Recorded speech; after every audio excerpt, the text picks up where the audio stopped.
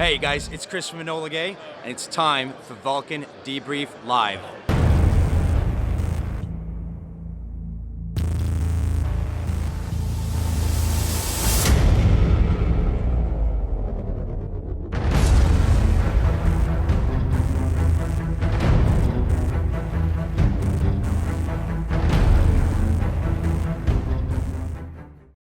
Welcome to the most interactive airsoft show on the interwebs. It's the Valken Debrief Airsoft live show. Each and every episode is sponsored by the fine folks at Enola Gaye. Also, don't forget to sign up for the largest growing airsoft community in the world, known as the Valken Alliance. You can link up with other Alliance members throughout your region on our Facebook groups by just searching the Valken Alliance. We also offer Alliance sponsorships for qualified airsoft teams. And the Valken Debrief also shares local and national airsoft events so you don't miss out what's going on in your region. We also give away some sweet products from time to time, so the more you interact, the greater the chance you could win. And we work hard to bring you new and exciting special guests during each episode. You can also find us at many airsoft events throughout the world. And if you miss any of our live casts, you can always catch the rewind on our YouTube channel or SoundCloud. So sit back and get ready for your Valken Debrief. Warning, the following video contains strong language which may be offensive to some viewers and/or inappropriate for immature airsoft players. The content within this video is intended for mature audiences with common sense only. Hey everybody, welcome back to the Valken Debrief Airsoft live show. This is episode number 84. Again. 0.5. So we had a little bit of audio trouble the first go around, so because we're just so anal retentive that we just had to redo it. But not really for the viewers, but just to annoy the hell out of these guests to make them come back a second time. So thank you for joining us, whether you are watching on Facebook, YouTube, and SoundCloud. iTunes. Oh, iTunes, the evil empire right now. Are we on Pornhub yet? No. Okay. We're on PewHub. We on PewHub? Oh yeah. PewHub. So for all you BB-aholics, and no, I was trying to think of something sexual with BBs. It just didn't work. Yeah. Just didn't work. So I am the Kaiju, the Supreme Commander of the Valken Alliance, and to my right, your left is Peltest, which we're still trying to figure out a title. Yeah. For him. We got some good ones. We have some good ones, so we're going to be. Chat's been rocking. It has. So far, we got Taco Supreme. Mm-hmm. Sir Idiocracy there. Sir Nancy Prissy Pants. I kind of like that one too. I know, right? Graybeard. That's a little too. That's a little soft. I like this one, Ludwig van Beethoven. It's actually Von. That was a typo. Sorry, I'm not very good with the. You got big thumbs. Yeah, I do. Yeah, and Lord Fuzzyface of BB-shire. I actually like that one the best. I'm a short guy. I'm very hairy. My wife says I got hobbit feet. I think it works for everybody. Oh my goodness! So we're still trying to decide on a title for Peltast. Be sure to put it down in the comments below. If you liked any of those, be sure to hit the heart button or if you don't, and type which ones you like. Better. Send it to me, DM in the chat, wherever. Just send it. Because you guys seem to chat even when we're pre-recorded, which I think is fucking awesome. Oh yeah, it's rad, you know. So if you're watching this pre-recorded, well, because airsofters they like to talk to themselves. Yeah. Yeah, it's just one of those things. Probably the success of the show is that it's just airsofters talking to themselves. I know, right? We like hearing our voice a lot. So we want to give a shout out to our sponsors, the Valken Alliance, which is one of the largest growing player networks across the U.S., now going global.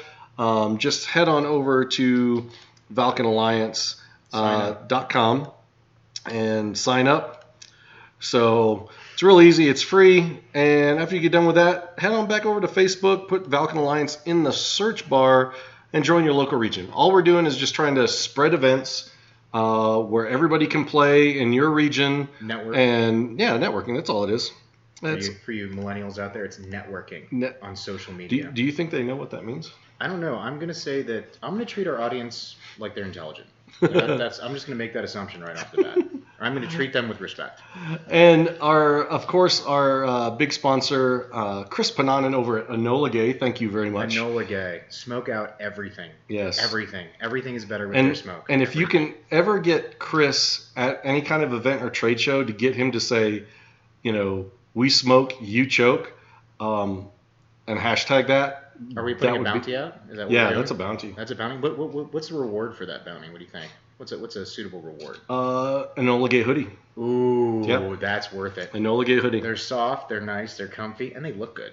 That's right. That EG is just a real subtle. You know what I'm saying? It's like if people know what it is, they'll say what's up. Yep. But if they don't, it doesn't really advertise. It's nice. I like that. Oh, exactly. And starting with, we're taking submissions on. We're doing something new. So check this out. It is called Loadout Battle. We're going to be taking your loadout submissions. You can DM us with a picture of you or just a picture of your kit. Also, just give us a little text about it. And starting on episode number 90 on August 8th, we will have the first battle. We'll have the first battle. This is battle. We'll randomly choose 2 loadouts from all the ones we receive. You guys will be able to vote live on which loadout moves on to the next round. And at the end of the year, the winner will get something cool. This is a cool format, guys. This is a knockout battle. So it doesn't matter when you join, but it's how many weeks you stay on. So you'll have, if you get on and you're the winner and you're selected by our audience, guess what? You're staying on to fight the next guy. Yeah, fight him, but dance fight like, or something. You know? So if I'm LL Cool J, would that make you the female co-host? No, I'd be MC Hammer, dude. I'm all about it. I still got the pants somewhere, I swear to God. I know, right? My wife hasn't thrown them out yet. So we got some special guests coming up for you. The 2019 American Milsim Commanders, Cade, the Legend Yates, and John Guardian McCaleb. And we have been graced with a special co-host to join us on air, Rich Big Pimpin' Gulley. He is Alpha Platoon? No, Bravo. Bravo platoon leader. He's Bravo UFS platoon leader. Yeah, he always likes Bravo. So we gotta pay the bills real quick. So we're gonna cut to a quick commercial break. Share the show. Please stick around. Comment with your favorite title or give a new one. Come up with something. Yes. If yours gets picked, I got something for you. Don't worry. Heck yeah. So we'll be right back after this quick commercial break. So this is Gunfire, and you are watching Valken Debrief.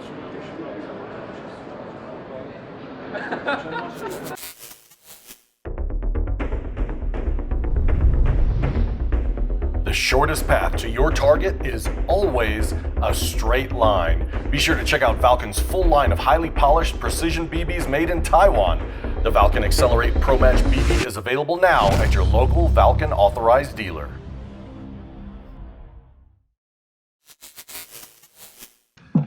And welcome back to the Valken Debrief Airsoft live show, episode number 1 show in Airsoft. It is. Number 1. Don't look it up. Don't look it up. Just number 1 Where are show. you getting your ratings from? This is episode number 84, broadcasting live from the Colorado Ranch. And yes, that is Mr. John McCaleb from the Peanut Gallery. As you can see there, you can see one today. Yeah. Large gallery of peanuts. Yes. There's Mr. Rich. Look at that beautiful face. Look at those pearly whites. Cade's being quiet. He doesn't want to switch cameras. So you got to say hi, Cade. He's got random People guns. want to see you. There he is. Hi guys, sorry. He's so close to that camera, I can read his mind right now. Like I can see his thoughts, his innermost desires. I won't share. My thoughts I'll are respect him too much. on this redline build I'm trying to deal with later. Yeah. Which apparently, what you guys missed during commercial break is he has no idea where these parts came from. He sat down and goes, I have Never check while you're really tired. I have a gun on my desk, and I don't know where it came from. So it's going to be an adventure later. It will be. Yes, it will. Yes, it will. So thanks for joining us, guys. We appreciate you taking time out of your busy schedules. Or not so busy. I mean, I don't. Not everybody answer at once. I don't think. I think you actually picked the 3 busiest people to do this. I agree. Well, if you weren't doing something right, you wouldn't be busy, right? That's a true statement. Busy people tend to be busy all the way around. So if you're busy in your work life, you'll tend to be busy in your hobby life as well. Because I think this group, I'm busy because of stupid employees. Well, that's why. that too. But more, I'm just saying you're looking at probably 5 very busy airsofters here for no reason. like way more busy than like anybody should rightly be. That's what this chat is right now. You know, like Yeah. 5 guys who spend way too much time on a weekend hobby. Would you agree? Yeah. Yeah. No, not me anymore, because I don't do command.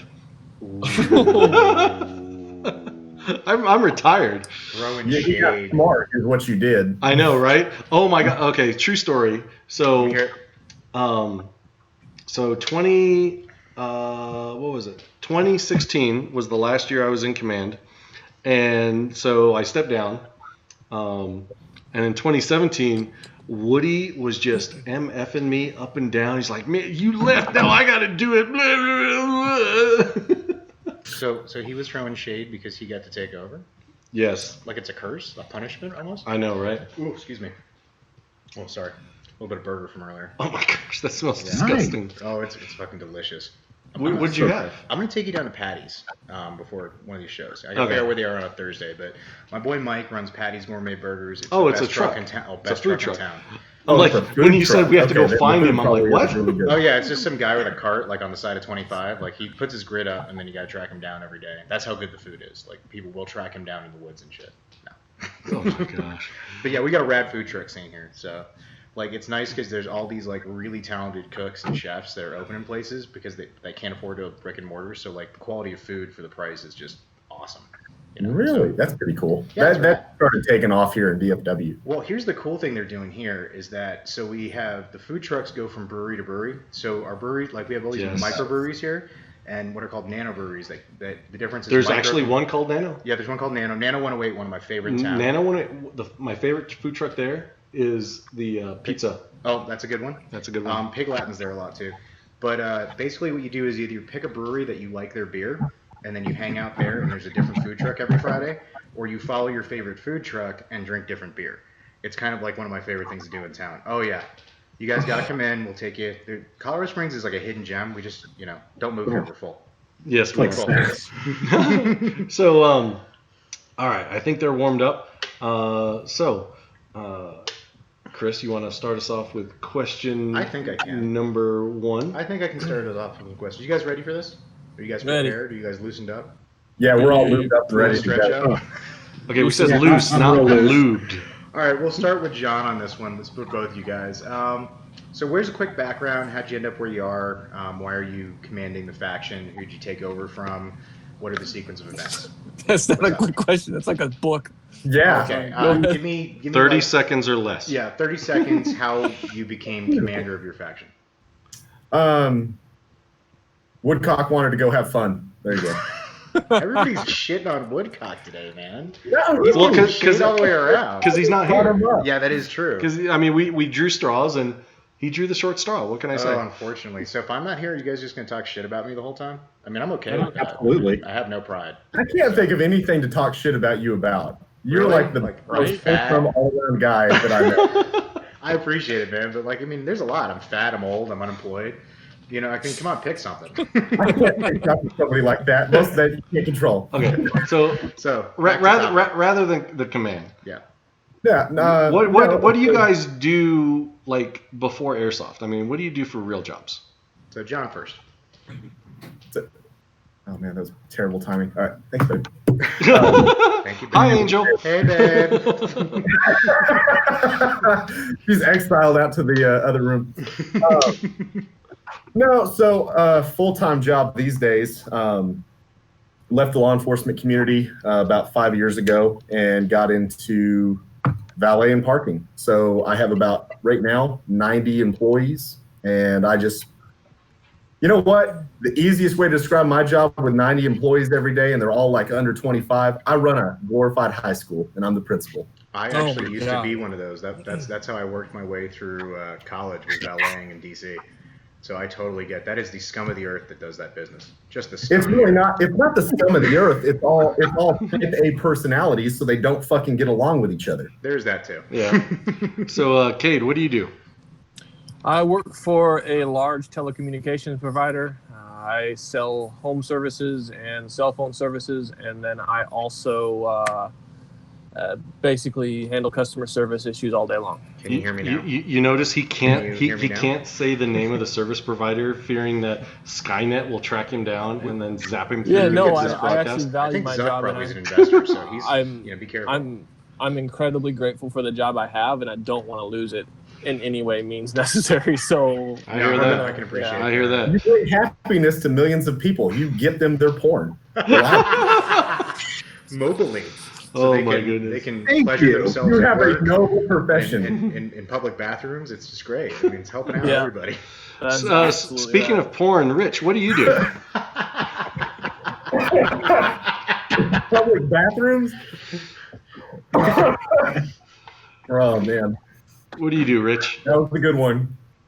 I fix swimming pools for a living. I've done that. Dad did it. Grandfather did it. It's kind of weird. Have but- you ever had a cougar hit on you, like while doing pools?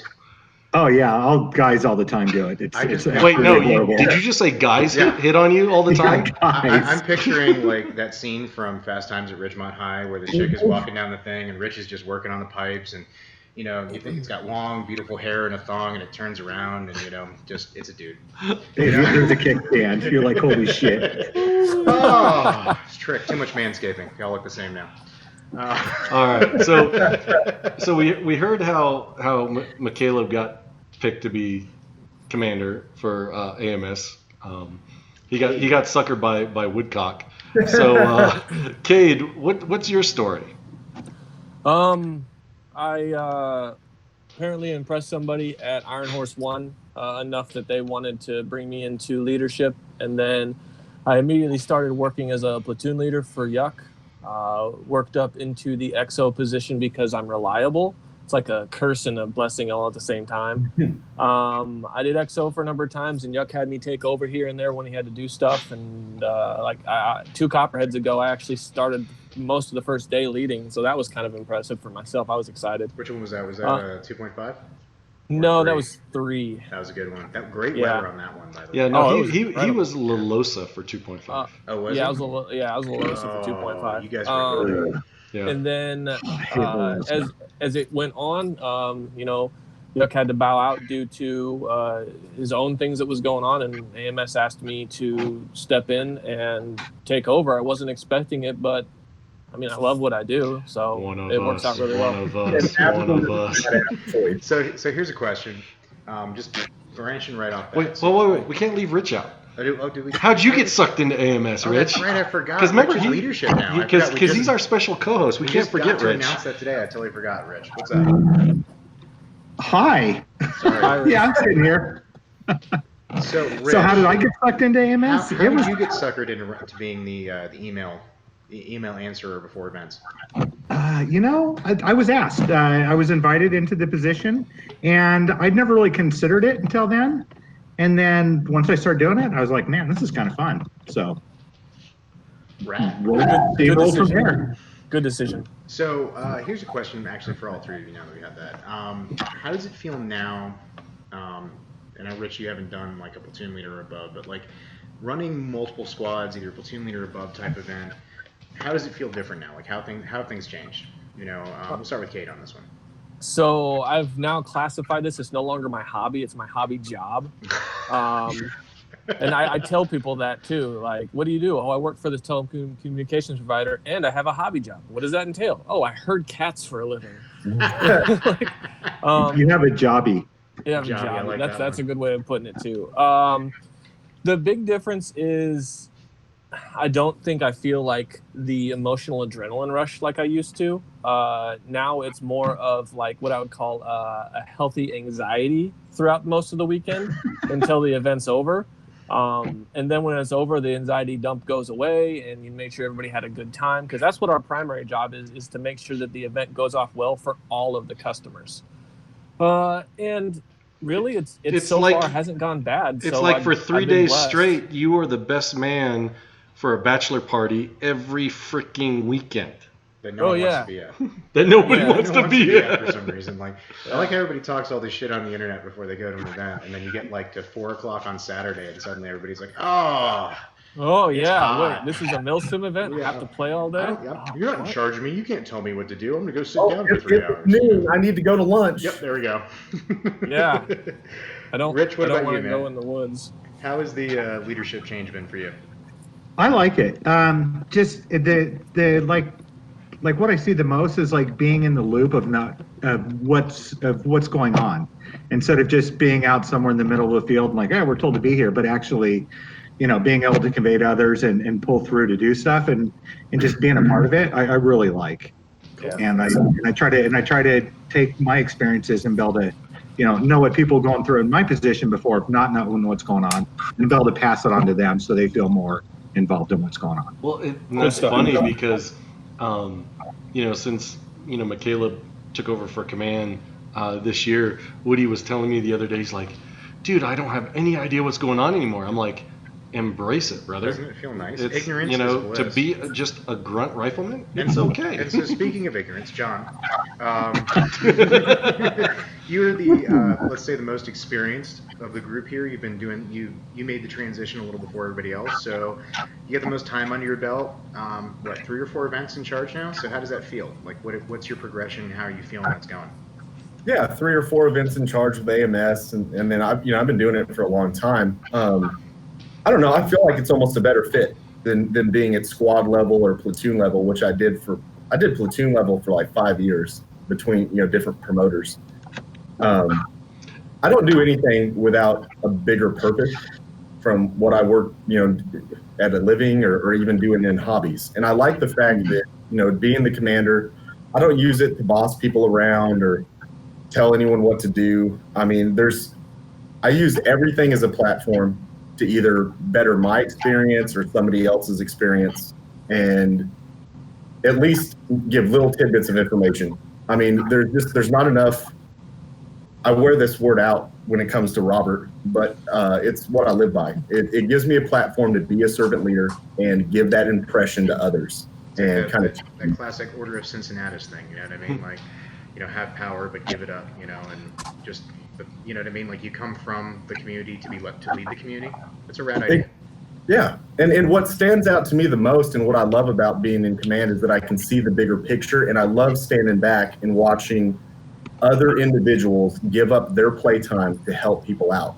And that's what Rich does a lot, and that's why I keep asking him back over and over again. There's been so many times where I see Rich with his gun down, but he's going out to help people. And when he goes out to help people, people call him Woodcock.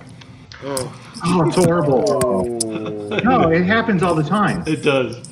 It does. And then they realize it's not me, and they just turn around and walk away, and I'm like, nice, cool. nice to meet you.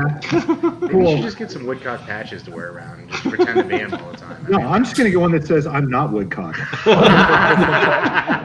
just Woodcock with that like smoking thing around it, just wear it as a pin on your chest. Yeah, no one will get the joke, but. Oh my goodness.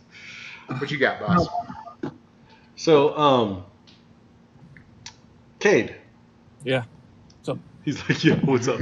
Hey, with you, being fairly new to this grandiose, high-profile position of being in command, what do you expect from a new player that's coming over to Greenside? Like when you first send out that first email and you want to introduce yourself? I mean, how do you convey your expectations and keeping it simple, basically? Yeah. So usually my welcome email is a slight bit of who I am. I get to get one this time. Yeah. Oh yeah. I get one this time. I'm excited. I haven't gotten a cost email yet. Yeah.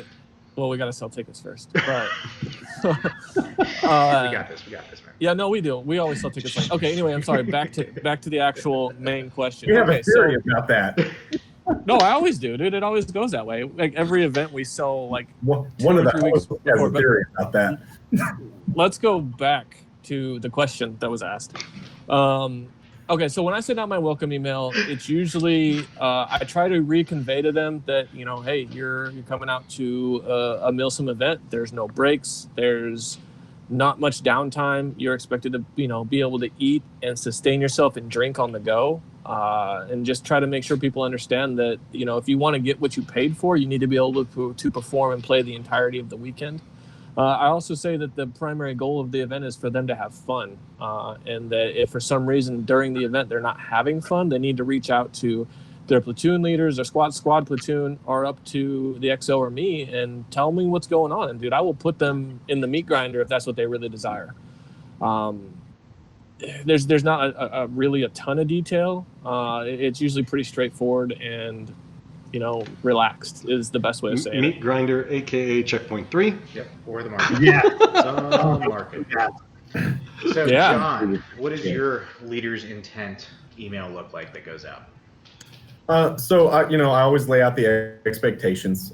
First of all, I start off, the main goal of this event is for you to have fun. What I usually say is, as I'm working through the email, if you're not having fun, come to me. Otherwise, here's the structure. If you're going to look for missions, things to do, you're going to go to your squad leader. You're not going to jump to the platoon leader. There's structure. So you're going to go to the platoon or the squad leader. The squad leader will go to the platoon leader and he'll hand down things to do. But if at any time you don't think you're having fun or you're not getting your money's worth, then feel free to come up to the FOB and talk with the XO or the CO. And of course, I always tell my XOs to expect that, like, hey, this person's not getting what they feel is their money's worth. So let's go ahead and figure out a frago to send them on. After I get Kobayashi Maru. Oh, Kobayashi Maru. Oh, I should have worn my Kobayashi Maru shirt. Ooh. I know, right? So here's a different question for you, Rich. Yeah. What is the most ridiculous email question? Because I've noticed lately in the UFS page, you have been answering some shit. So, what is the most outrageous, either like direct message no one knows or a post that you answered that no one saw? Like, what's the most ridiculous piece of advice you had to, or question you had to answer from a new player? Oh God. There's too many. He can't pick just one. He just has like a list of tropes going across his like brain right now. There's just like a list, and like which is going to be the funniest? He's in charge of all of our technicals, so I know he's got some. Oh zing. yeah, that's going to be good. There's some good questions on that always. Does it have to? No, I get the emails, and they'll be asking me like, hey, what's the link for the map or something like that, and they're responding to the email that I sent the link to the map on. So like their question is directly under what they're asking me, and I'm not real sure to answer that without being like a complete dick. I'm like, Can you not read? Or does that little wheelie thing in the middle of your mouse, does it not work for you? Because it works for me. Does it not work at all? Like, do you not see the bottom? Maybe you should just start putting that shit in the title. Like, just put the map graphic in the title of the email. Dude, welcome to the world of marketing, Rich. I will make a post about a gun. This is a gas blowback pistol. What kind of battery does it take? I know, right? That costs this much. How much is it? More magazines? is that legal? Is it a gun? Banana mag. Is that a real gun? Where can I get? That's really cheap for a real gun. Oh, I actually want to hear the question. Damn you, Cade. So going back to Cade and John, this is one for both of you, and you guys can, whoever wants to answer first. So the number one thing that you have to repeat to new players on the field when people show up, because you guys deal with a lot more person to person. You guys are doing those faction briefs, those safety briefs. There is a certain player that will not be spoken his name. No, you cannot wear black on your headgear. There you go. Hey, Cade, will my mask work against mustard gas? Yeah, no. I don't care if it's a level 4 whatever biohazard mask. Is my 30-year-old Russian gas mask going to stop a projectile moving at like, a quarter the speed of a 45? No, it's not. Go get real life, bro. The honest questions that I get, and the ones that I've called a lot of not a lot of fragments, but I've called a lot of war crimes on my own team, are people who blatantly ignore the no black headgear. Yep. That's the same rule. way. I send it an email. I answer questions. Black hats in the game. Not me. I talk about it all the time. That's probably the thing that happens the most that shouldn't happen because. Okay, it's called FMA or TMC. It's $8 for a helmet cover off of Amazon. You don't have to change your helmet. Just change your cover, like the rest of us. Also, cheap hats on Amazon. Like, you can get ball caps in any color you want for like $4 or $5 on Amazon. The blank ones work great. You don't have to put an American flag on the center. You can just have a hat. I don't know why I feel that. Oh, way, and but, some I people like the bring flag, but it's some a little- people it's a bring little these like cliche. super odd, weird like green, like it's so faded. Like we had this guy at this last event. At one time, that camo was green. I can understand that, but So that he was it wearing the winter white tannest- Arctic camo. It was the tannest tan I had ever seen for green camo, and I'm like, I get it was M81. It probably was M81 at one time. point. It's now DCU. Did you? Yeah. My favorite Yeah. is when people buy the really cheap Chinese knockoff stuff and then they leave it in the sun or they wash it and it ends up turning pink. So they have pink ACUs. I actually, I'm thinking about maybe for an event just getting some of that stuff because it's like $10 for a chest rig. It's super cheap. That's why people buy it, So like, yeah. I might just do a whole loadout of pink Chinese stuff that's faded. I think that might be an interesting look, That'd be fun ones. I'd stand out, Oh my gosh. This question for Rich, aka Big Pimpin'.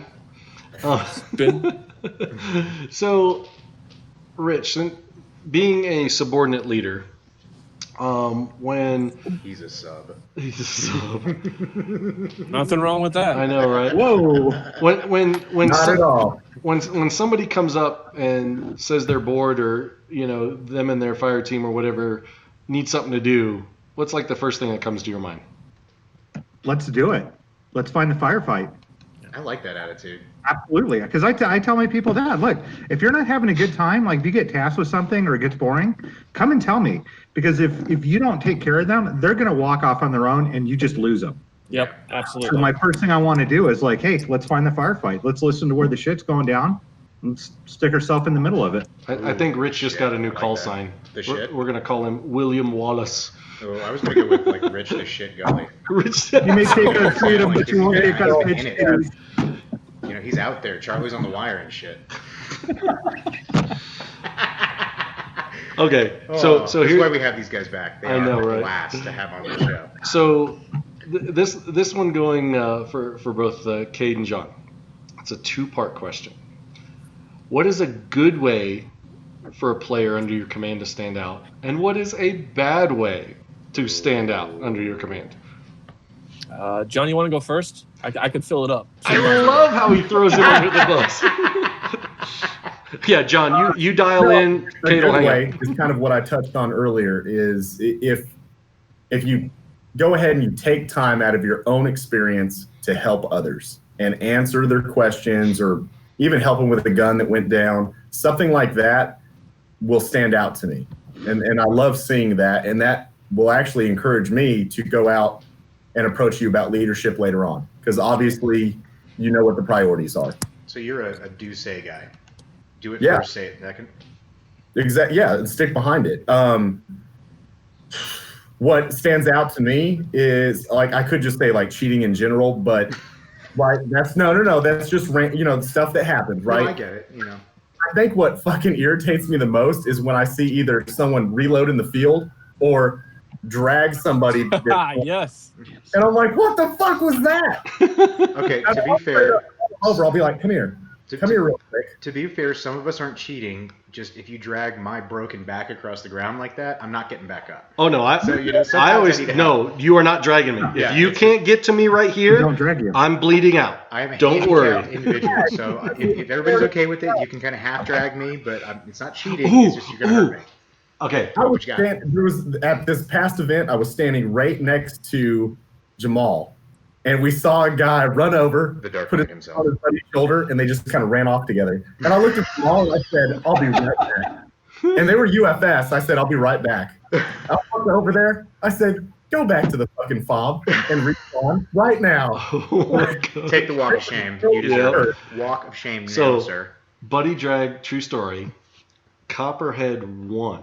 Ooh. So this is back in the day. I was a company commander under Top, and we're at those four corners, and the four corners that's away from the market, and Woodcock goes down Ooh. right behind a barricade. Once again, just shitting all And- over in this episode. And I look right next to me is Kevin Tran. I miss that guy. I know, right? I go, Is he gone? no. No. Oh, he's just No, he's- not. He's just doing not other around as stuff. much. He's adulting. Oh, he's adulting. Yeah, Oh. we're gonna He's drive through he's Albuquerque. We'll stop and see him at his Say hi, dealership. give him at his dealership. Well- oh, he's a car guy. Well, he's the receptionist, but It's his dealership. So now, we'll actually know if he's watching now. Because I'm like, Kev Grew, you need to drag Woodcock to safety. So Kev Grew runs up, gets the cover, and he's like, Woodcock, I'm going to drag you. Woodcock's, no. And I'm telling Kev Grew over the radio, you better freaking drag him right now and get him out of there. Woodcock, I'm going to drag you. You better not. Woodcock can't even finish the sentence. Kev Grew grabs him and just drags him, rips his pants, like burns a hole through his M4 pouches, his buddy mags. They're on the back. I mean, So 2.5 was my first, like, you know, kind of like I'd done Broken Home before that, but we were mostly away from everybody, kind of doing like long range stuff. So I actually got to drag a couple people for the first time at 2.5. And with my background, I'm trained to grab a drag handle and just run the other way. Because if you're wearing an IBAS or did you grab like a condor drag handle? Oh, I straight up, the first time I grabbed this kid, I straight up ripped the whole top of his rig off. I grabbed it, turned, and ran the other way. Because you need to get that thing they teach you where you get the momentum up, and then you just kind of like do the jerk drag where they you yank them off the ground and they start dragging behind you. And I just ripped this kid's gear totally apart. And I was just like, I had like $40 in my pocket. I was like, here you go, man. I'm sorry, dude. I'm sorry. Like, I'm an asshole. It's an old habit. Sorry about that, man. All right. 2.5 is the event. I watched a guy drag a UFS player out of the house, but halfway out of the house, I started to see a blood trail. And I was like, oh shit. I was like, stop. He had drug him over a broken glass from a window. Oh. No. You guys remember the first Op 34 where the kid got dragged over a nail and he had to go get a tetanus shot? That was my teammate. I know. Yes. Oh, so airsoft is a completely safe sport. It's completely safe. The safety equipment we use is perfect. No one ever gets hurt. Never gets. I remember Bagsby's looking at his ass going, "You're gonna need stitches, dude." I really don't know what to do here. It's like you're gonna go on an ambulance ride, dude. I like telling people, like, so you have that like shameful like discussion when you tell people that you play airsoft at like a national level. Like, there's that discussion you have to have with someone who doesn't know, and then you like start talking about it and they're like, oh, it's safe, and then you're like, well, we have these grenades that explode and we shoot rockets at each other and there's a helicopter and this is not that safe now that I start talking about it. How am I not dead? Coming back around to Cade, so he can answer the question. Cade, a good way to get noticed in your eyes and a bad way to get noticed in your eyes. So probably the best way to get noticed in my eyes is communication, being clear and concise in your communication and being able to go through the chain of command. So if I have somebody who steps up into a squad leader role and that platoon leader tells me that anytime they were reaching for somebody on the radio, that person was answering, that speaks volumes in my book because they're trying to be involved. And really that's what helps coordinate things. If I can know where my squads are, where my platoons are, I can kind of renegotiate and put people in places. So those are usually the people who I look for to move up, is somebody who actually can communicate effectively. A way to stick out poorly in my mind would be those who are unable to manage their emotions effectively. Ooh, that's a good one. Can you give us an example? What are some ways that you would not manage your emotions properly like an adult? Okay, there's a number of ways, but specifically they would be, you get into an interaction and that interaction turns into an altercation verbally, and then that verbally altercation turns into a physical. You're unable to de-escalate yourself. Ooh, that's a good one.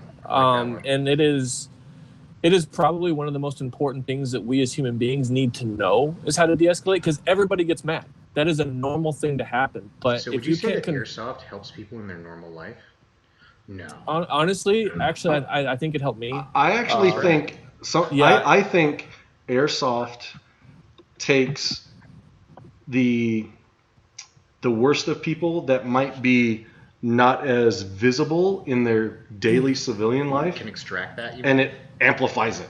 Yeah. Like you get a lot of emotions in a very small place when you're tired and probably in pain because someone's just shot you someplace. No, I mean, you can take any situation and use it as a training tool. Yeah. I mean, whether it be airsoft, work, anything. John, don't move. Your picture is a lot clearer. Don't do anything. Don't drink. Don't spit. Just stay right there. I'm going to move real slow. real slow. I just screwed it up. It's done. It's over. On That both is the deepest sides, beer I've ever seen. He's been drinking it for a while. No, I keep getting refreshed. Kate's trying to I'm talk, sorry, man. I'm having fun here. I'm sorry. I thought you were You're Kate's fine. friend. I You're am. fine. I'm laughing. I can't even see apologize. John right now, so we're good. Apologizing. Please continue, sir. Okay, so what I was going to say is on both sides of green or 10, there are high-level players that are well-known in the community. Now, these people are like the nicest people off the field, but you put them in an interaction on the field, and they become just the biggest jerks. And it kind of surprises you and takes you back a little bit because you know this person off the field, and you're like, dude, like, we're friends. He's What are talking you about doing me, right now? Just if you didn't know, he's talking about me. Like that. No. You No, can not say at my all. name out loud. No, not at all. I love Bob, but I hate kaiju. That's how it works. We're not getting some back there. I Well, you're actually best know what the ad lib should be in that sentence, but I won't go there. So no, and I think probably like the one thing that gets people amped up the fastest, and I mean Bo says it every freaking time in the safety brief, every formation, and Bo even knighted me at Northern Front to be the de-escalator, is it all stems from calling your hits. Like, don't yell at somebody when you think you're hitting them, because 100%. that just starts so many arguments. That's the one thing that I actually starts like when arguments. people don't call their hits, because then I get to shoot them more. If the point of the sport is to shoot people with plastic and people don't want to call their hits, that means I get to shoot more plastic at them. I think it's a win-win for everybody. You know, and they're normally just sitting there getting shot. You watch them twitch, you hit them in their soft parts, ears, neck. It's great. Oh, yeah. See I how long it literally takes to laughed call at that. Yeah, I totally get it. I'm the same way. I laughed. I had a moment at the last stop where I was running up over and over again to basically suicide so somebody could get my kill card. Was one time I run up and I murder these 5 guys behind a house. I keep going and I get shot in like the backside area and I just fall down. I look at them and I'm like, yeah, no, okay, that's fine. Okay. It's whatever. Because here's the deal. You're moving 1,000,000 miles a minute. I'm a good shot. I'm a great gunfighter. In my mind, I think I shot all of them. But did I really? And do I want to argue about I think that? we're all great in our Not mind. worth it. I think honestly, there's not anybody here that is not fucking Rambo every time in their own mind when they're out there. Unfortunately, the realities do not often match. That is absolutely right. It's What a I was- 6mm BB. You cannot see it that far. Versus reality. So here's actually I got one for Rich right here. We're gonna switch it up a little bit. So Rich, you've been around for a while. You're still kind of on the player level. You're in leadership, but you're not quite running things. What are 3 players that you would point to for someone to show up at an event and to seek these people out as people that would be worthwhile to have a conversation with and to expand their knowledge base? They can be leaders, they can be regular people, they can be owners. Like, who are 3 or people just you point do to? what they do. Yeah, exactly. 3 people who do things and lead by example. That would be easier of a not who list. Ooh, I like that answer. I like that. Whoa. See, I don't want to do the not who list because there's dramas that come with that. So let's just do the positive side. Honestly, I can just start on the leadership side on both sides, because it seems like nice people. Like I love your company, Robert, and yours and Cade's, and you guys attract nice people, and you guys attract the kind of people you want to be around. So to just sit here and pick out 3 people that I think like, hey, follow them around. You can take demographics and say, I can say take this leadership and follow these guys. Well, it's more like people don't realize the AMS family, let's call it, like the group of people who are there on the regular, the people who travel, the player base that is you see the same like 30 people at every event. So more the thing that I was going to say is, who are people that you may not know because they don't have 100,000 subscribers on YouTube, they don't have their own incredibly nice studio at the Colorado Ranch. I always screw that up. Yes. With getting their feet rubbed right now, and we're getting massaged from the waist down. You guys can't see our, we are not wearing pants right now. They're This is massaging the most each other from the comfortable waist show down. on yourself. So like who are some people that people wouldn't know? Like maybe they're not social media savvy. Like just from your experience, who's a couple guys you ran into? That's tough. Man, you're really beating me on these questions I know. here, especially in their cold questions too. I had no idea this is coming. The best kind, my friend. The best kind. the absolute. So let's the just go with absolute one. worst. Who's one person who has, Cade who might not and be I- well known, who's kind of changed your worldview on, like, you know, and blow up your mind about airsoft? Who's really? I would like a to- lot of the guys from the old school, like Kevin Tran, Zane. Zane White. God, man. Yeah, he's been around forever. Is a lot of those guys. It was like a change of the guard when I met those guys, and when I was starting to come into the fold, and they were leaving, and those guys they really led by example. That's rad. So if you guys don't, look these guys up because they're still on Facebook. They're still around. Man, They'll still come around. I miss Kevin. Seek this out. So, Yeah. sorry, that got slowed down a little bit. We haven't had a good revolution in a while. So, real quick, we're going to pay the bills real quick. That's right, we gotta We're pay just the going to take a quick commercial break. We're going to be... Small one. Yep, just a small one, teeny tiny. Is this the straight line one? Is this grenades? What are we gonna watch? Gloves? Oh yeah, hands. Hands. We're We're gonna gonna get watch hands. handsy here. Handsy. We're gonna get all. We're gonna get all handsy here. So we'll be right back after this quick commercial break, and we're gonna let John McCaleb go to the bathroom. I'm still good. I'm still good. Hi, this is Virgil from Historic Blast Camp Paintball and Airsoft, and you're watching the Valken Debrief. Be sure to check out the Valken Tactical Kilo Gloves. Each glove is equipped with stretch mesh fabric and Velcro wrist closures. They come with silicone grips in those high contact areas and are touch screen friendly. These gloves are ultra lightweight and have soft gel padded knuckles to protect your hands against BB strikes. So no matter what kind of playing conditions you encounter, the Valken Tactical Kilo Gloves are the right fit for you.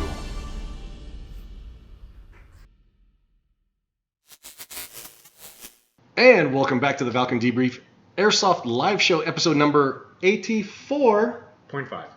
0.5.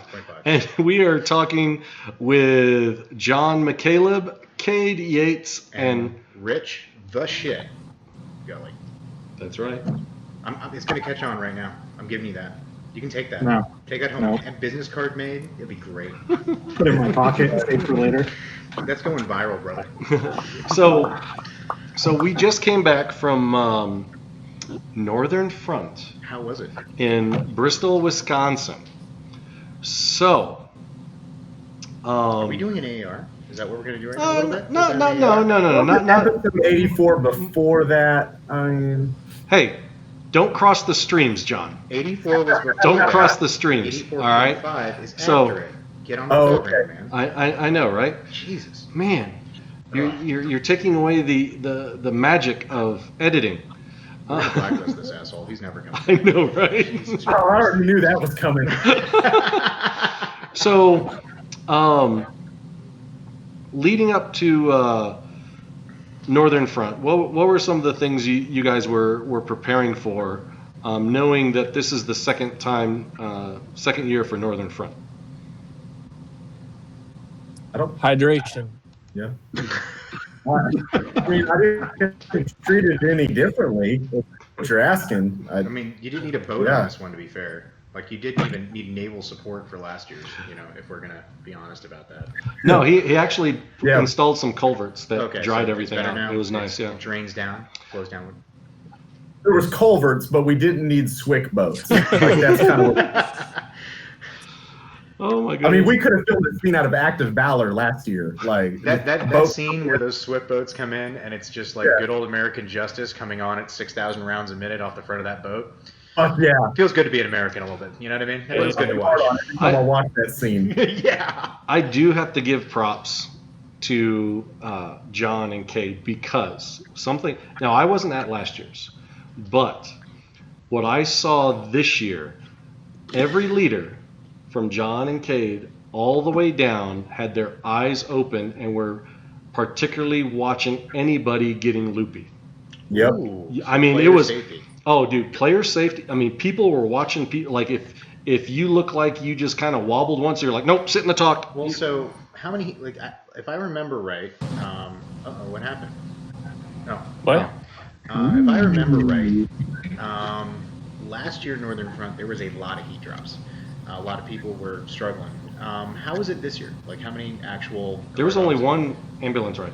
Oh, that's wild. Because Just one. Yeah, but that dude almost died. Dude, we don't want to say Don't that. say that. He was sleepy. He was very sleepy. He didn't get enough sleep the night before. No, but I mean, honestly, like, and I'm not saying this to scare anybody, but these events are long. They're often in the summer. A lot of players are used to 20 minutes on the field and 40 minutes jacking and jawing with their buddies. They're not used to 2 to 3 hours straight doing stuff, holding a position, sitting on a defensive line or something. And a lot of them, it hits them hard, like it's nothing to be ashamed of.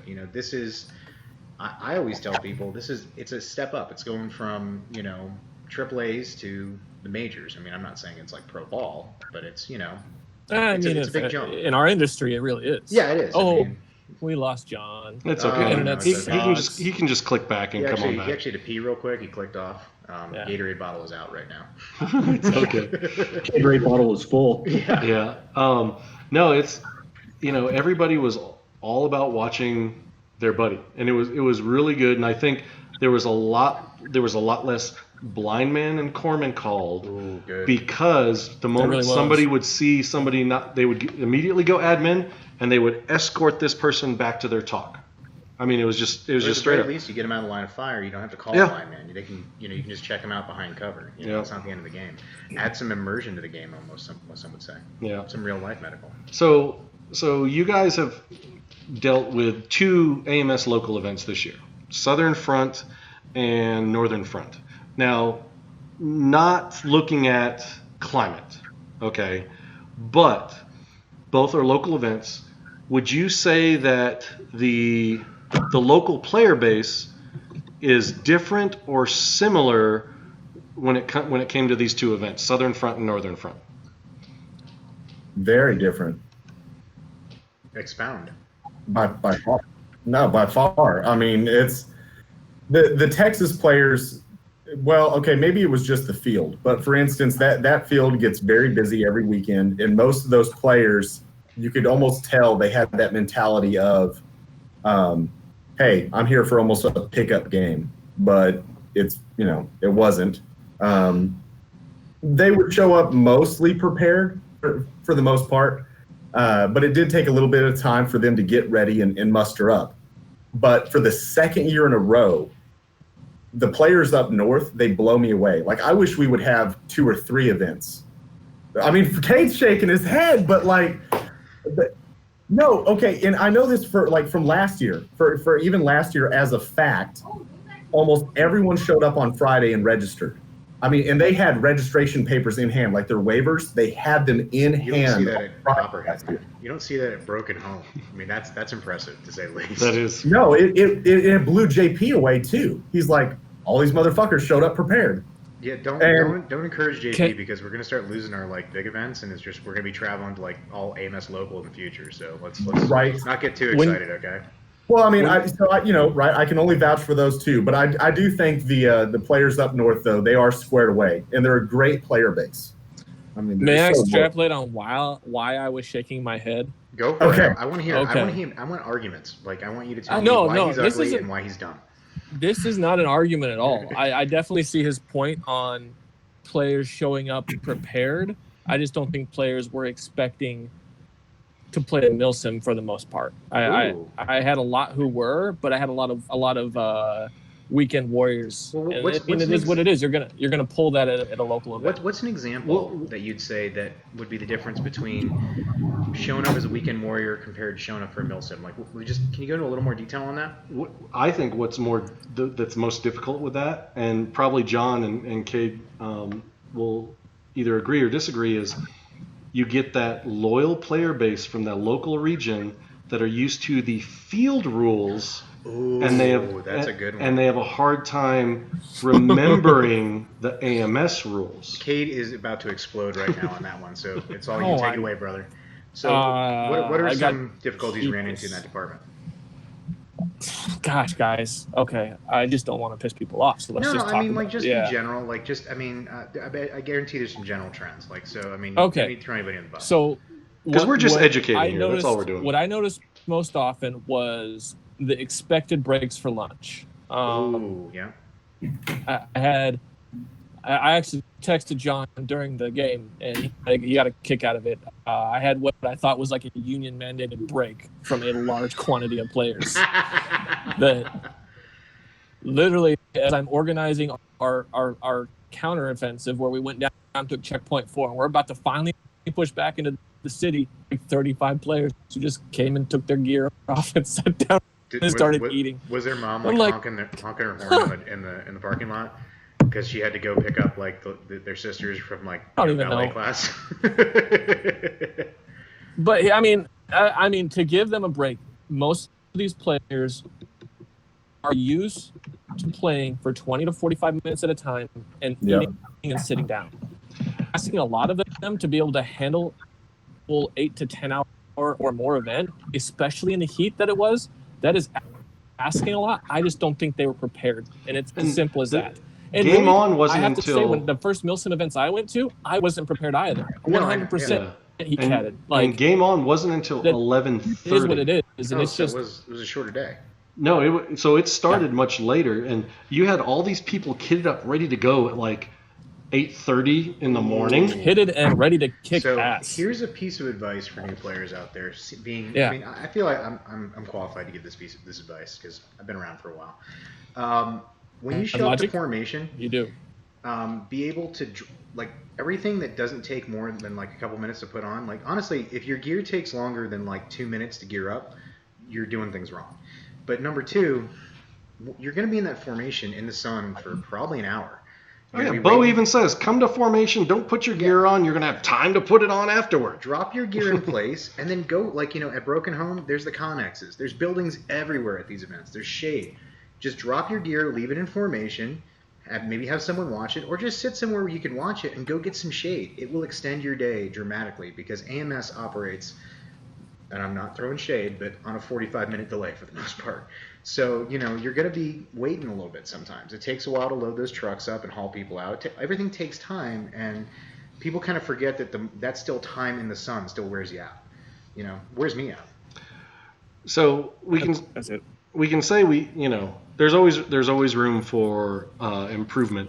What is, retrospective, looking internally for you guys, what is something you would want to change for the next AML event that you control?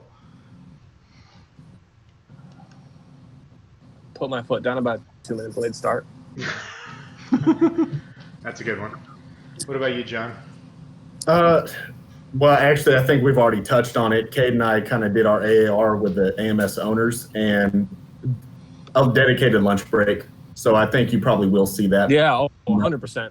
Absolutely. Yeah. So that's going to be mandatory. That was one thing that was good, is that we got to sit down, with the owners, and they asked us what went good and what went bad, and we told them. They were like, "Okay, fine, we'll give them a lunch break." So that's for AMS local, right? That's not for local. Okay, AMS just making sure. Local. Yeah. Before I start complaining, just making sure. No, it's. I'm an eat. Honestly, I'm an eat on the go guy personally. Like I always have like a power bar or like some nuts in my pocket, and I just always. Wow, you must be on the go all the time. Yeah, I am. You know how much I have to eat to maintain this shape? Just huge amounts of calories. So that's Northern Front. We got Copperhead coming up. Oh, Copperhead's coming up in 3 weeks. Copperhead. Traditionally speaking, this is a big event for UVIS. They have historically done very well the last couple of years. So I'm going to direct this initially towards Cade. What is your plan, your mentality for going into this Copperhead? His plan is the kaiju. The kaiju plan? Are you just going to stomp down the buildings and breathe fire? But what if UVIS has Mothra? You're fucked. No. Or Godzilla beat Mothra. What's the one with the 3 heads and the dragon that shoots fire and flies? I don't know. We went full sci-fi nerd. Yeah, I did. I kind of went too. Did I go too far down the rabbit hole on that one? It's okay. What are your general ideas for how you're going to be approaching this event from your side? I honestly can't 100% answer that because I don't know where our fobs are going to be. I don't know what my strategy is going to be because of that. The one thing that I want to stress immediately, though, as soon as I can start speaking to people, is communication. And make sure that I will get people back with their platoons. And in the past, I've had issues with having people come off the field and not immediately knowing who they're with, and then somebody going, "Oh, I need help over here," and then those players end up getting pushed over to a different platoon. And next thing you know, we've got a platoon that's like 2 or 3 squad down, and they can't hold their position. Rather than getting them back in there, not jumping on that immediate instead of thinking about the overall fire. I've just noticed that in the past. That has been an issue that I want to make sure is addressed. So in one word, would you say accountability would be your focus for this event? Yeah, actually, I'm bringing on an S1 in this event. And, wait, hold on. He has an agitator. The guerrilla army is going to have staff for the first time? What the hell? Oh, he had staff at Northern Front. He had staff at Northern Front? Oh. Yeah. It's a new day, my friend. Oh, wow. New day. Well, this entire person's job will be to document and account for who is coming in, who then they can pass to me, so I know exactly where I need to plug those squads in as soon as they're refitted and rearmed. And also, as an S1, he gets to lose all their paperwork. He's never there to update their ERD. No promotions. No promotions ever, and the guy who does that's never at work. Staff duty. The guy I'm bringing on actually stepped up on day 2 and did that for me, and really blew my mind with how good he did at it. So I'm excited to actually bring him on. Can you throw a shout out? Oh, shit. Can I get into my notes? Because if you hadn't asked me, I just could have 100% told you. It's okay. He goes, his call sign's Springer. Damn it, I feel like a dick right now. Just because I've been talking to this dude like crazy. It's all right. So, John, you guys, in no small part to my talents, have crushed the last 3 Copperheads. I mean, like, we've just crushed 3 in a row. Is it 3 or 2? 2 in a row.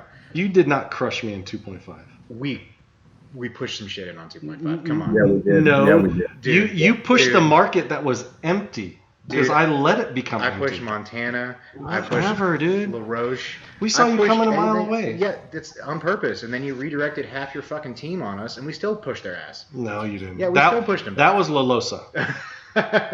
So, what is your mentality to continue this rolling? Are you just kind of going to do what Woody did last time and top before him? Do you have something new you bring to the table? Or are you just going to... I noticed your post that you're looking for Guardian still. So if anybody wants to earn that Guardian tab, this would be, the event to do it. And it's a nice event to do it because you actually are seeing stuff. So what's your key to success this time around?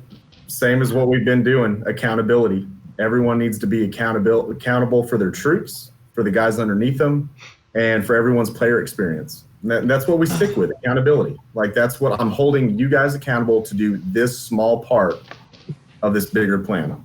And then we just trickle down from there. That's all we stick with. We try to keep it the simplest stupid that you could think of. But it's really just making the key players, hey, this is what I'm expecting of you, and that's all you need to do. Don't come ask me to do other stuff. Don't say I don't have enough stuff to do, because this is all I need you to do. Nice. Focus on it, and then have a good event. That's it. Finally, Rich. All right. Yeah. So you've been to Copperhead a couple times. All of them. You've been to all of them. That's like his backyard. I know. It's like I think he stays at home during that event and just like shows up. It's like, what is it, 20-minute drive for you? Like, you just drive over some scorpions and you're there. 2.5 hours. So, man, you've done this a bunch. What are your tips for players that are coming to this AO for the first time? You've seen it 3 times. You've seen it in good weather and bad weather. You've seen it from east to west, north to south. You've seen every configuration so far. What's the number one thing you're going to tell a new player coming in this environment? Is there something they should be looking for? Is there some traps you fell into in terms of like where people like to hide or people like to ambush people? Like, what you got? No step on Snaky. Yeah, don't do that. No step on Snake. Go out and exercise in the heat before you show up at the event. That's the biggest thing. People don't realize it's at elevation. I'm tired of hearing about hydration, but people, they need to go out and they need to go hike the trail in their neighborhood or spend some time. And then when they get there, take it slow and steady. Slow and steady wins. Yeah, there's no reason to get anywhere fast on like Sunday, honestly. That's the only time you really need to start running. There's nothing that needs to happen fast for the first 12 hours that day. The biggest thing that helped me with accountability is whenever a unit would come back, they knew they were on 20-minute mandatory rest. Because other teammates would trickle back in, because typically, like, they come back in, they reload, they get some water, 5 minutes, they're back out, but they just left half their team. Or they're sitting in the sun. Yeah, somewhere else, you know. Yeah, it's not rest if you're baking. Like, if you're It's a still hot losing box. moisture, like, you know, It's you a need to hot get in the box. shade. Like, people don't quite consider that shit. Also, they leave their guns in the sun too down there, and then they pick them up. I watched one guy burn the shit out of himself. He picked his rifle up because he grabbed it by the barrel and wasn't wearing gloves, and he had little girl hands that were soft and easily burnt, apparently. But yeah. Hey, don't make fun of Rich like that. Ooh. This is the nastiest show ever. So for all three of you, if there was something that you would tell people to bring that you wouldn't normally bring to any other airsoft event, but it's particular for this specific AO, is there anything, you know, that you particularly add at this one that you don't really bring to others? Helicopter. Flamethrower drone. Yes. We should build that. What? I can build you a flamethrower drone. It's not hard. I just need some duct tape and flamethrower. I got the rest covered.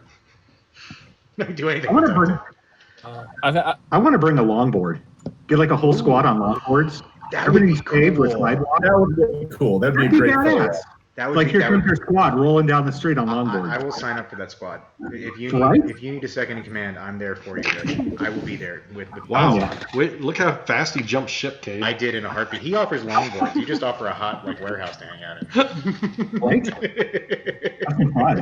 Oh my I don't know. I think Kate will probably be with me on this one, but more so than any other AO, technicals. I mean, it's a pretty cool AO for So those. how's that shaping up for technicals now? How many are we looking at seeing at this event so far that you guys have seen?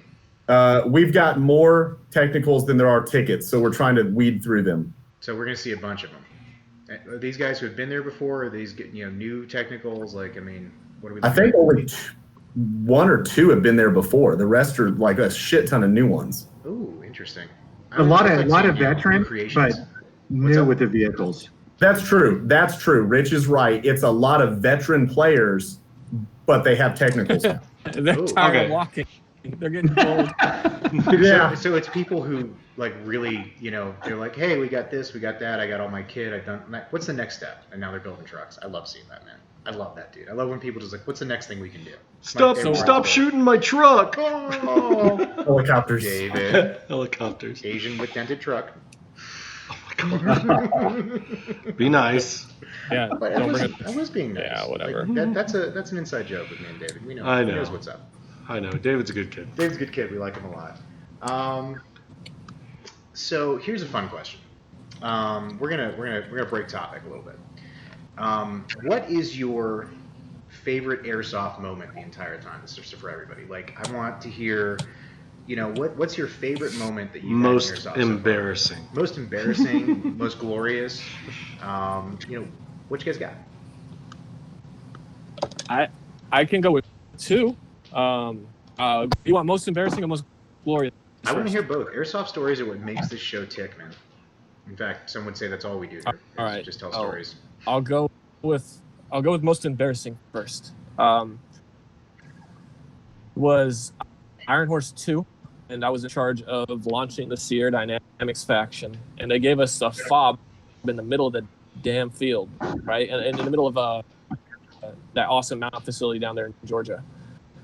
Well, they didn't give us a freaking bathroom, so middle of like towards the end of day one, I got my shit really bad, right? And our building's supposed to be rated. Are supposed to fend off this thing, and I'm like, dude, just do that. I've got to go. So I take a bag and a bucket to the bottom of the building, and I'm shitting as they are breaching the building as I am shitting in this bucket. Dude, it was the worst. They come in and let's say that I might have had a little bit of gas to keep them out.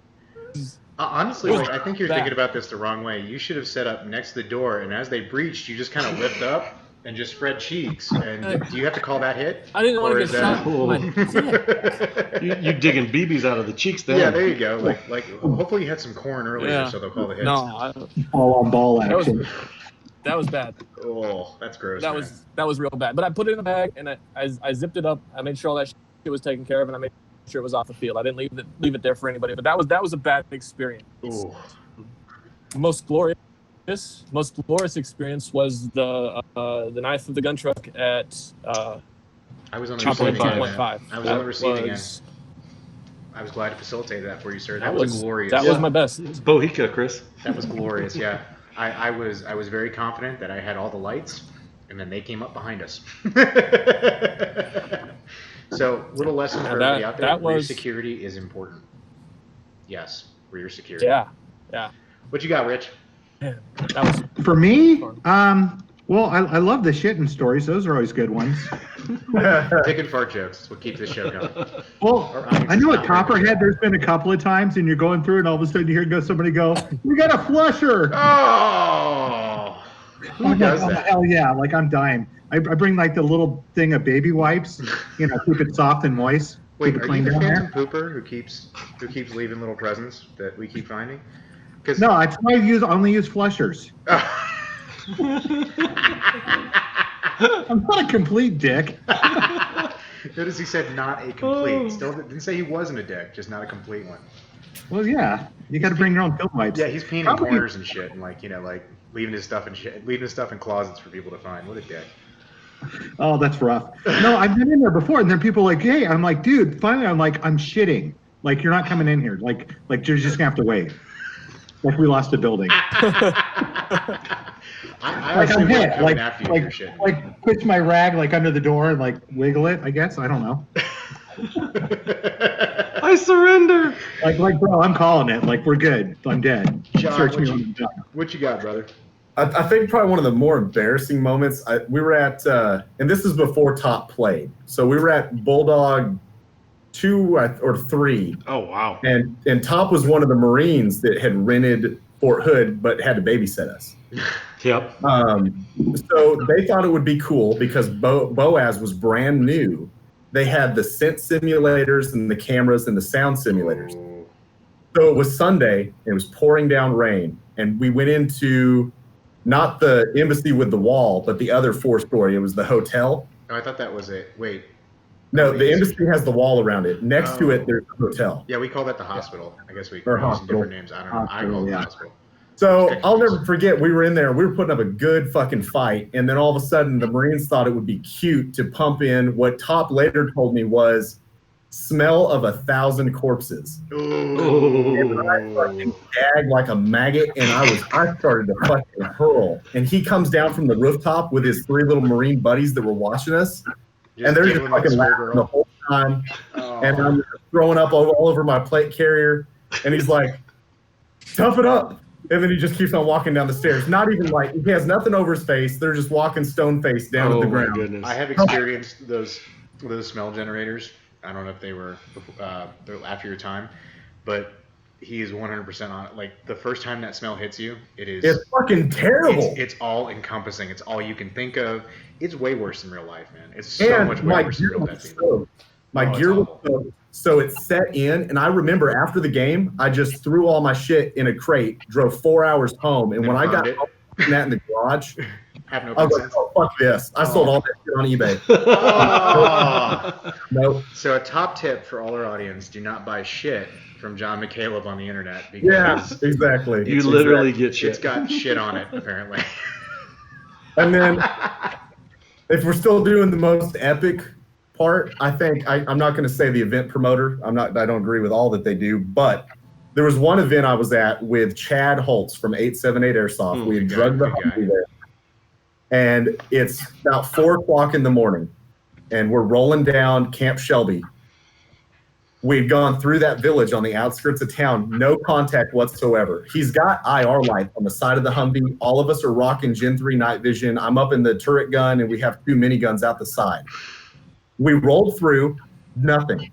About 10 minutes later, we came back, and honestly, tell you the truth, right? I've never experienced it for real, but this was the most authentic ambush and firefight I think I've ever fucking seen. They had set up booby traps in the road that they could blow remotely. I don't know what they were, but they exploded. That's a complex ambush for anybody who's wondering. We call that initiator in my old profession, by the way. Okay, so they initiated the contact, and so they blow up. Chad hits the brake, and then about 15 guns to our left and another 10 to our right with tracer units on. That must have looked cool. just for night vision, it was epic. And I was up on the turret, and I was like, "Fuck this shit!" Got down.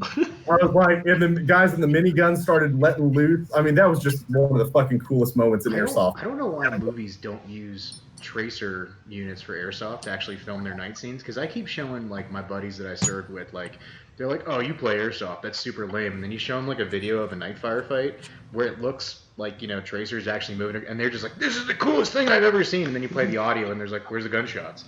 It's like, because it's BBs, dude. It looks great, man. Just beautiful, you know. Just fill the night sky with all like the hovering BBs is one of the coolest things ever. There's this really cool company that just came out with the smallest tracer unit in airsoft. You should go check it out. I'll tell you later. Ooh. Don't, you know, my wife might watch this, and now you're on her shit list. Anybody who gets me to spend money is on her shit list, just so you know. Like, I might send you one for free. Okay. Well, honestly, like, you know, if you do this, I'm just gonna have to come back, and I'll start sending shit, and you're gonna be in trouble with Angel. Like, you know, like I know this group here has no problem spending money on things that they have no need for. Like, this is probably the spend money on things that we're never gonna actually use more than twice group rate. Like Gen night vision, that's the fucking price of a car. Yeah, honestly. Yeah. How many times have you used it so far? Oh, I use it hog hunting from helicopters. I use it to hunt hogs from helicopters all the time. I thought you were going to go another way with that. I thought it was going to be like, well, I don't want to turn the light on when I take a dump at night, and, you know, like, no, I haven't gone the that dog far. needs to go out, because like that's what I'd use night vision for. Like, I'm that kind of, like, I can't. Ooh, what is that? Is that it? Ooh, Tiny small. tracer. That's Tiny small. tracer. I like that. Tiny tracer. I don't know how many times that I walked out and saw two young privates with their, you know, their IR lasers on their rifles, like having lightsaber fights in their night vision, and it just looks like two idiots swinging a rifle around like this, because you can't see it unless you're wearing your nods. And they're just sitting out there in front of the company, just like, you know, Darth Mauling it up. Were they holding it like where their penises were? Yeah, because like they're like sword fighting. They're grunts. Like, there is not anything that is cylinder shaped, like, you know, a tanker bar, you know, a human will be used as a penis in the infantry throughout the day at least once. Like, it'll be picked up and it'll be held mostly like close to someone's face like that. You know, just look for it. And airsofters seem to do the same thing. So. No, we find the phallic in everything. Yeah. Yes, we put the fun in phallic. All right. So you guys should probably Google my team name. Oh, fraught. What does it stand for? Yeah, you should Google it. Something foul. Okay. What have we got? What do Just you got click going on? click on Very that foul. window. This one? Oh no! Open up a new window. Are we looking this Oh up? yeah, Google fraught. No. No, just fraught. Fraught meaning. What? How does Without he not the know decimals. Fraud. There you go. Fraud is a publicly rub one's genitals against someone for. Are you that creepy guy in the subway? You're that creepy dude on the subway, aren't you? That is. Oh, that's even gross for me. That's ugh. non-penetrative form of male-to-male sexual It's activity. dry humping a guy in public. No. Wait. Let it. Hold on. Wait. Hold on. So, what is Cade's call sign? The legend. And he's on fraught. He's the legend. He's the legendary manhumper. You are I'm the master officially the sword dry fighter. hump legend. Oh my gosh. Now we need to do Pornhub. Okay. Like, we're there. No, we're not going down that road. Hey, you're the All right. single guy at the sex Master club. sword fighter. So I'm gonna have to cut Pell Test off. So It's getting bad. yeah. So we've come to the end of our show. Thank you guys very much. It has been a blast talking to you guys.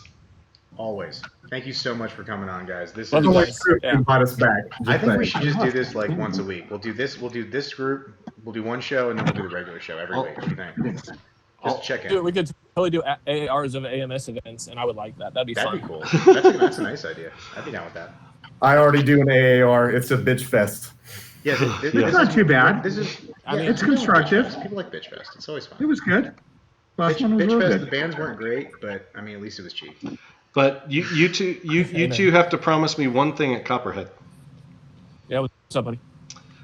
That somewhere in game we have a, like back in the old day, the super secret squirrel leader huddle in game. Yeah. We should That meet used up, to like, happen have when a- I was a player. I always wanted to happen. Have the powwow and all take the selfie together. I don't You know, walk make people that jealous. far. What? I don't walk Shove that you far. ate it Well, a you gotta bit. remember, I'm playing cost this time, so I'm gonna be in your fob a lot, homie. I mean, yeah. Technically, what brand of beer you like? I'm bringing some Colorado Love. We got way better beer than you guys got down. I'm bringing you some. Don't worry. So, Oh man, bring me one. Bring me one. So- at like 5 o'clock on Saturday, bring me one. Awesome. so Yes. I'm going to prove a point that Bo doesn't watch this show. Is I'm going to reveal my super secret squirrel plan, and because he never watches the show he won't know it's coming. He's on his 8th vacation this year right now. I know, right? So Oh my God. I've got a dope deal with Slab, because Slab's running La Losa. So Yeah. and Bo is running La Losa. Thank God, because So some a-holes are also. Slab is supposed to tell all La Losa to not shoot me, and I will not shoot them. And Slab is going to give me Bo's location 24/7 on the weekend of Copperhead, and I'm just going to run around corners Are we hunting him? and kill. No, not we, me. You're gonna hunt him? And I'm going to make a Bo kill cam montage. You got to knife him at least once. Okay, one knife. Challenge accepted. Or fraud him. You could fraud him. Oh my God. Just come up behind. Hey, Bo. What's up, Bo? How you doing? Miss me? How's it going? Just shh. It's okay. Let it happen. Don't fight it. Just Don't lean struggle. into it, buddy. Lean into it. Oh my goodness. So thank you all for watching and putting up with our banter, whether you're watching on Facebook or YouTube or listening on SoundCloud. And if you didn't know we were on SoundCloud, yes we are. It's easy. Just click and we start talking. Yeah. Oh, Instagram TV. We got that too now. Apparently. Yes, Instagram TV. What? You don't. IGTV. You don't have to turn it sideways anymore. It automatically No, does it it. just pops right up. Yep. It's on your feed. Just click when you see our faces. It's technology. So be sure to check out our sponsors, the Valken Alliance and Enola Gaye. Yep. You know, every time I hear an EG67 go off, I just hear the sound cha-ching. Best in the business. And actually, tomorrow night, well, it'll be previous, but we are talking to MC Kydex, and he's got that awesome nade too. Oh yeah. For the EG67. Okay, now you're crossing streams because this is going to be uploaded out of order. I'm okay with that. Keep him guessing. Just keep guessing. People, do you remember never what cross the episode 85 streams. was? You were the No, I last don't one. remember what this episode's about, honestly. I'm just talking. I'm here. I'm hanging out. 85 was 4th of July. Oh, that's right. Okay. Oh my god. So before Peltest hurts himself. I'm thinking too. That squirrel just fell off the treadmill and he is seizuring right now. Oh my god. John, Cade, Rich, really appreciate it. We Love look you guys. forward to hanging out with you guys at Copperhead. Oh, it's going to be fun. Thank you so much. You guys rock. Thank you for giving up your evenings. Thank you. All right. Take care, guys. Be sure to watch us next week, Thursday night, 8 p.m. Eastern, on the Valken Debrief Airsoft live show on the Valken Airsoft Facebook page. #1 show in Airsoft. #1. Numero Don't look it up. 1. Have a good night, all. Almost live.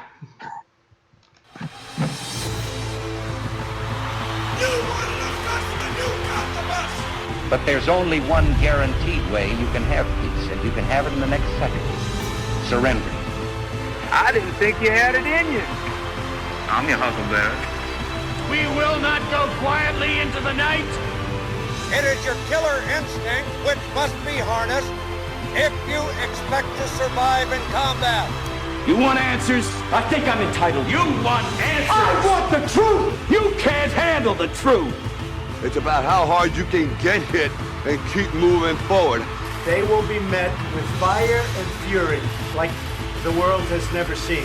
Remember this day, man, or it will be yours for all time. What keeps you awake at night? Nothing. I keep other people awake at night.